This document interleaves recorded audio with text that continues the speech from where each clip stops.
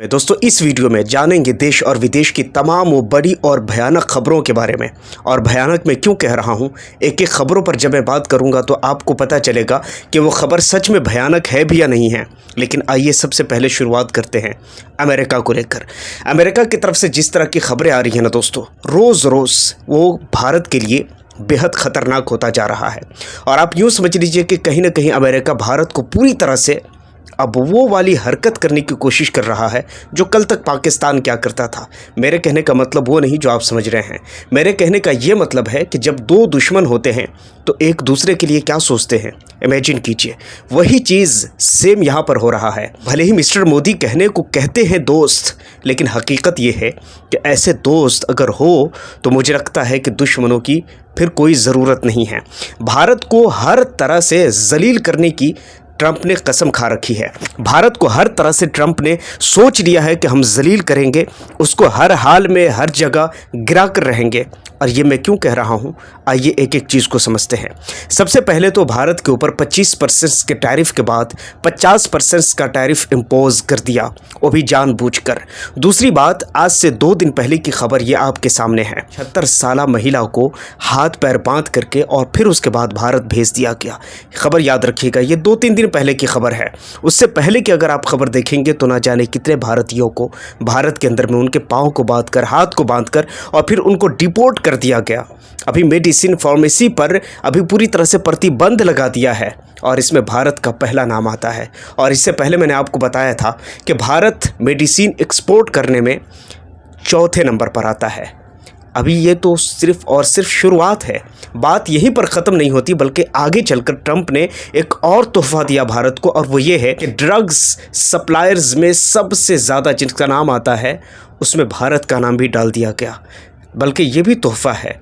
उसके और आगे चलिए, भारत को ऐसे ऐसे झटके दिए ट्रंप की तरफ से। H1B वीज़ा जो कि पहले करीब 6 लाख रुपए का मिलता था, लेकिन अब वो 88 लाख रुपए कर दिया गया है। और अफसोस की बात यह है दोस्तों कि भारत को चारों तरफ से घेरा जा रहा है। और सिर्फ बात यहीं पर ख़त्म नहीं होती, बल्कि आगे चलकर ट्रंप यही नहीं रुकते, बल्कि ट्रंप आगे चलकर पाकिस्तान से दोस्ती का हाथ बढ़ाता है। आसिम मुनीर के साथ वो हाथ मिलाते हैं, शहबाज शरीफ के साथ वो दोस्ती का हाथ बढ़ाते हैं। बल्कि बढ़ाते नहीं, बल्कि कई मोड़ पर वो मदद भी करते हैं पाकिस्तान का। बल्कि बात यहीं पर ख़त्म नहीं हो जाती है। टर्की जो कि पाकिस्तान का साथ देता रहा ऑपरेशन सिंदूर के समय, उस टर्की के साथ भी ट्रंप का अब एक नहीं दोहरा रिश्ता आया है खुलकर सामने। और किस तरह से वेपन्स की डील होती है, इस खबर से आप अंदाज़ा लगा लीजिए। बात यहीं पर ख़त्म नहीं होती है दोस्तों, बल्कि बात इससे और आगे चली जाती है। और आगे चली जाकर ये होता है कि वो भारत जो फ़लस्तीन को लेकर अब तक चुप्पी साधा हुआ है, हालांकि भारत का स्टैंड शुरू से फ़लस्तीन के साथ रहा है, इस वजह से नहीं। मैं समझ सकता हूं कि भारत ने फ़लस्तीन को क्यों मान्यता दिया और फ़लस्तीन का साथ क्यों दिया है। आपको मैं इस चीज़ पर एक छोटी सी झलकियाँ दिखाना चाहता हूं, क्योंकि भारत के लिए ये मजबूरी है फ़लस्तीन का साथ देना। क्योंकि अगर वो फ़लस्तीन का साथ नहीं देंगे तो फिर अरब देश जैसे दोस्तों को खो देंगे। और यही वजह है कि फ़लस्तीन का साथ भारत के चाहे जितने भी मंत्री रहे हैं उन्होंने दिया है, चाहे वह हंसकर हो या रोकर हो, क्योंकि उनकी मजबूरी है कि फ़लस्तीन का साथ देना। लेकिन वो फ़लस्तीन जिसको अभी कई महीनों कई सालों से भारत के विदेश मंत्री या भारत की तरफ से कोई प्रॉपर तरीके से बयान नहीं दी जाती है, इज़राइल की तरफ से अभी जो नज़दीकियाँ बनाई जाती है, इस चीज़ को लेकर के अरब देशों में जो खफा और अरब देशों में जो नाराज़गी है भारत को लेकर के, वो किसी से ढकी छुपी नहीं है। अगर मैं यहाँ नहीं भी करूँ तो भी आप सुन चुके होंगे कि भारत के लिए कैसा रुख अपनाता है अरब देश। इसमें कोई शक नहीं है और संदेह नहीं है। UN के अंदर में एक प्रोग्राम था, जिस प्रोग्राम में पूरी दुनिया के लोग आए हुए थे। सबों ने अपनी अपनी बात कही, सबों ने अपनी अपनी बात रखी। लेकिन जब बारी आई नेतन्याहू की, बेंजामिन नेतन्याहू ने जैसे ही डाइस पर जाकर और लोगों से स्पीच देना शुरू किया, वहाँ बड़े बड़े लोग उठकर चले गए। वो लोग निकल गए जो बड़े बड़े लोग थे। आप जानते हैं इसका असर क्या पड़ा। ट्रंप को इमीडिएटली ये कहना पड़ा कि हम 1 इंच भी ज़मीन नहीं देंगे फ़लस्तीन का इज़राइल को। वो ट्रंप जो कल तक इज़राइल के लिए सब कुछ करने को तैयार था, वो ट्रंप जो इजराइल के लिए कल तक ये कह रहा था कि वो यूरोपियन देश फ़लस्तीन का समर्थन कर रहे हैं, वो ना कि फ़लस्तीन का समर्थन कर रहे हैं, वो खुला खुला समर्थन हमास का कर रहे हैं। लेकिन उस ट्रंप को भी ये कहना पड़ा कि अब इज़राइल को हम एक बालिश्त, एक मुश्त, एक इंच ज़मीन भी हम नहीं लेने देंगे। जानते हैं दोस्तों ये क्यों हुआ? ये सिर्फ इसलिए हुआ क्योंकि वो जानता है कि मुस्लिम देशों का तेवर शायद इस बार अच्छा नहीं है। और यकीन मानिए अगर ऐसा होता है तो फिर पूरी दुनिया में तीसरा वर्ल्ड वॉर का ख़तरा बहुत ज़्यादा बढ़ जाएगा। और ऐसा मैं क्यों कह रहा हूँ, उसके पीछे कारण है। आपने देखा होगा कतर पर कुछ दिनों पहले बेंजामिन नेतन्याहू की वो दल्ली फ़ौज ने हमला किया था, और उस एरिया पर हमला किया था जहाँ पर 5 से 6 लोग मारे गए। अगर थोड़ी सी भी अगर इधर उधर होती थी तो शायद न जाने कितने लोग बेकसूर वहाँ मारे जाते।